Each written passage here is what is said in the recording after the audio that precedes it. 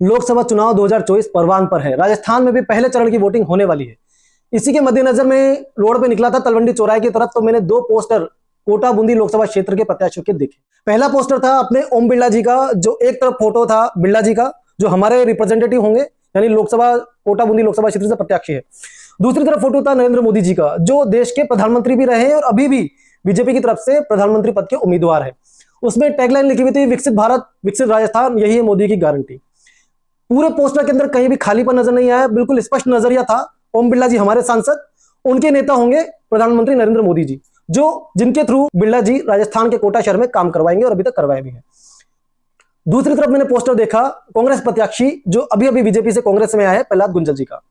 पूरे पोस्टर के अंदर खालीपन था। एक बड़ा सा फोटो प्रहलाद गुंजल जी का, बाकी चिंगे चिंगे से 17 फोटो। चिंगे चिंगे से 17 फोटो मतलब खड़गे जी का फोटो, प्रियंका गांधी जी का फोटो, राहुल गांधी जी का फोटो, सोनिया गांधी जी का फोटो, फिर अशोक गहलोत जी का, सचिन पायलट जी का, उसके बाद आता है अशोक चांदना जी का, और उसके बाद हड़ौती के लाल शांति धारीवाल का फोटो।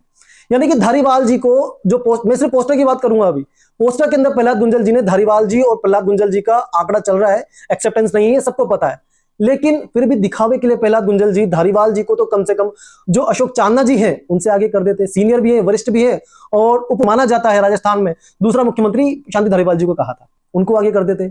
उसके अलावा बाकी सब लोग जो थे पोस्टर के अंदर, विधानसभा क्षेत्र केशवराय पाटन, रामगंज मंडी, कोटा के तीनों, उसमें देखा मैंने गुड्डू भाई नईमुद्दीन गुड्डू, जो सीनियर वरिष्ठ नेता है, उनको भी पोस्टर में सबसे पीछे धकेल दिया प्रहलाद गुंजल जी ने। मानते हैं मुस्लिम है, आप कट्टर सनातनी भी थे, अंदर से कांग्रेसी नहीं हो, हिंदूवादी नेता भी हो, लेकिन फिर भी जब आप कांग्रेस की विचारधारा से जुड़ चुके हो तो धारीवाल जी ने कहा था आपको सेक्युलर होना पड़ेगा।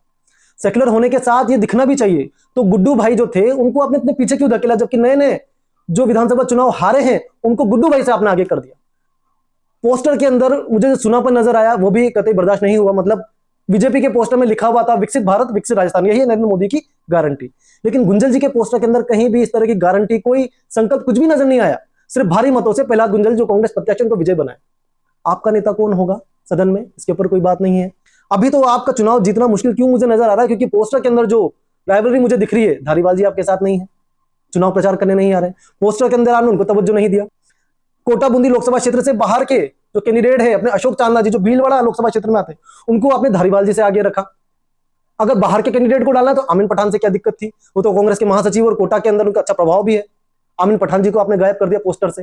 तो इस पोस्टर के ऊपर मेरी आपसे थोड़ी सी विनती है कि इस पोस्टर को सुधारिए और पूरे जोर से वापस से प्रचार में लगे। बिरला जी को देखिए, संपन्न तरीके से पोस्टर बनवाया, किसी लोकल लीडर का नाम नहीं लिया। उनको पता है देश का चुनाव है, देश के नेता के ऊपर लड़ना है।